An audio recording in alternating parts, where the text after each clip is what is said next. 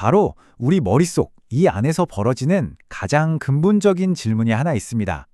수없이 많은 신경세포가 만들어내는 전기 신호가 어떻게 나라는 주관적인 경험, 즉 의식을 만들어내는 걸까요? 오늘 이 거대한 질문에 대한 실마리를 한번 같이 찾아가 보려고 합니다. 자, 보통 우리가 뇌를 생각하면 컴퓨터를 많이 떠올리죠. 외부에서 정보를 입력받아서 정해진 규칙에 따라 처리하고 결과를 딱 내놓는 그런 정교한 정보 처리 장치. 아주 익숙하고 또 그럴듯한 비유입니다. 그런데 말이죠.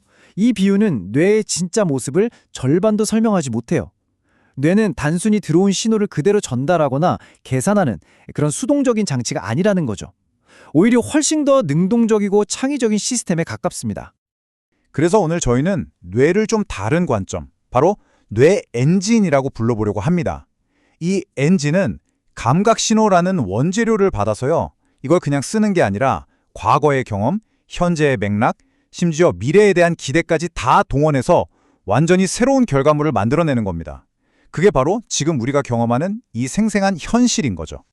자, 그렇다면 이 놀라운 엔진은 대체 어떤 부품들로 이루어져 있을까요? 가장 기본적인 재료라고 할 수 있는 뉴런과 시냅스부터 한번 살펴보겠습니다.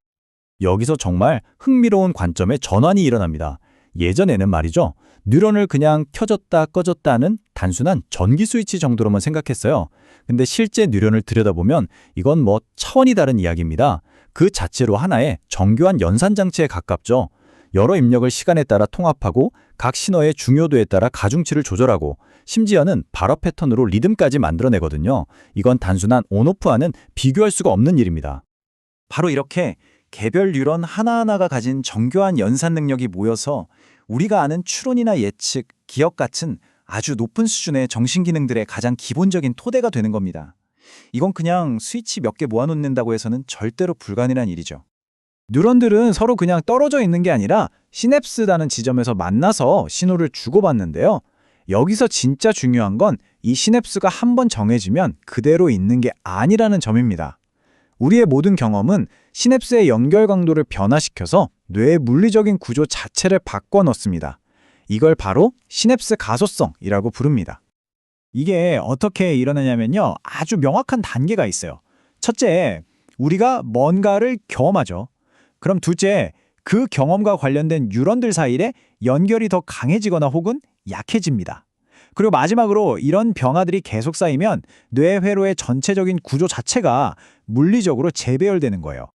그러니까 우리가 흔히 말하는 배움이라는 건 컴퓨터 하드디스크에 파일을 저장하는 거랑은 근본적으로 다른 개념인 거죠. 이 문장에서 말하는 것처럼요.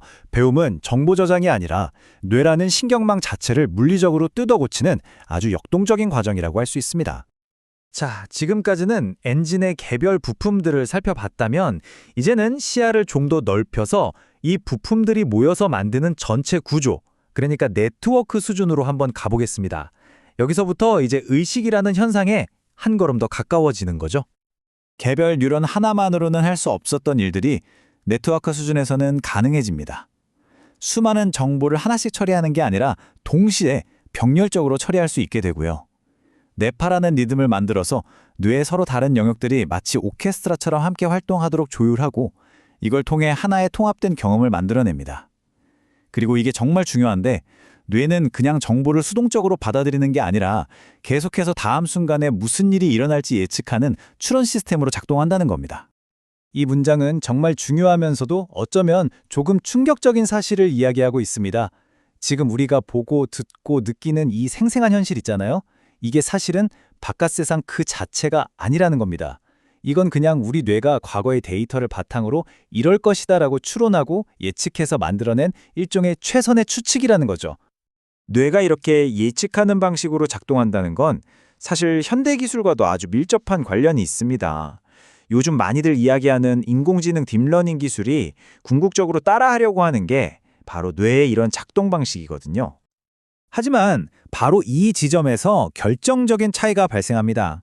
AI는 뇌가 하는 의식과 비슷한 기능을 흉내낼 수는 있어요. 정말 그럴듯하게요. 하지만 뇌 네트워크 안에서 일어나는 나만이 느끼는 주관적인 경험, 즉 의식 그 자체는 만들어내지 못합니다. 기능을 흉내내는 것과 실제 경험을 하는 것. 바로 이 지점이 현재 AI와 우리 뇌를 가르는 가장 뚜렷한 경계선이라고 할 수 있습니다. 자, 지금까지 우리는 뇌라는 엔진의 부품, 그러니까 뉴런과 시냅스부터 전체 구조인 네트워크까지 다 살펴봤습니다. 그런데 이 모든 조각을 다 맞춰도 여전히 설명되지 않는 마지막 경계가 남아있어요. 바로 의식이라는 미스터리 그 자체죠. 지금 보시는 이 표가 현재 과학이 처한 상황을 아주 잘 보여주는데요. 뉴런, 시냅스, 네트워크 같은 뇌의 물리적인 요소들은 의식을 만들기 위한 필요 조건이에요. 이건 확실합니다. 비유하자면 자동차를 만들려면 바퀴랑 엔진이 꼭 있어야 하는 것과 같죠. 하지만 바퀴와 엔진을 다 모아놓는다고 해서 저절로 운전하는 즐거움이라는 경험이 생겨나진 않잖아요. 왜? 그리고 어떻게 그 물리적인 부품들이 모여서 의식이라는 주관적인 경험을 만들어내는가? 즉, 충분 조건이 무엇인가 하는 부분은 아직도 이렇게 거대한 물음표로 남아있는 겁니다. 정리하자면 우리는 뇌가 어떻게 작동하는지 그 물리적인 과정은 정말 상세하게 설명할 수 있게 됐습니다. 그런데 그 기계적인 작동이 왜 빨간색을 본다는 느낌이나 슬프다는 감정 같은 주관적인 경험으로 바뀌는지는 전혀 답을 못하고 있는 거죠. 이게 바로 철학자들이나 과학자들이 말하는 의식의 어려운 문제입니다. 자, 그럼 이제까지의 이야기를 정리하면서 결론을 한번 내려보겠습니다. 우리는 뇌를 엔진에 비유해 봤고 그 엔진만으로는 설명할 수 없는 문제도 확인했습니다. 이 뇌 엔진은 정말 놀라운 역할을 수행하죠. 흩어져 들어오는 감각 정보들을 하나로 통합하고 뇌 전체의 활동을 조율하는 리듬을 만들어내고 쉴 새 없이 다음 순간을 예측하고 또 우리가 겪는 경험을 통해서 자기 자신의 구조를 계속해서 바꿔나가니까요. 하지만 오늘 이야기의 가장 중요한 결론은 바로 이겁니다. 뇌는 의식을 가능하게 하는 물리적인 기반, 다시 말해 엔진인 것은 맞습니다. 하지만 엔진의 모든 부품과 작동 원리를 완벽하게 안다고 해서 운전자가 느끼는 그 주행감 자체가 설명되지는 않는 것처럼 뇌라는 엔진이 곧 의식 그 자체는 아니라는 겁니다. 그렇다면 질문은 다시 원점으로 돌아옵니다. 이 정교한 물리적 엔진의 작동, 그 너머에 있는 의식이라는 현상의 본질을 이해하기 위해서 우리는 다음 단서를 과연 어디에서 찾아야 할까요? 아마도 이것이 인류학에 놓인 가장 위대한 질문 중 하나가 아닐까 싶습니다.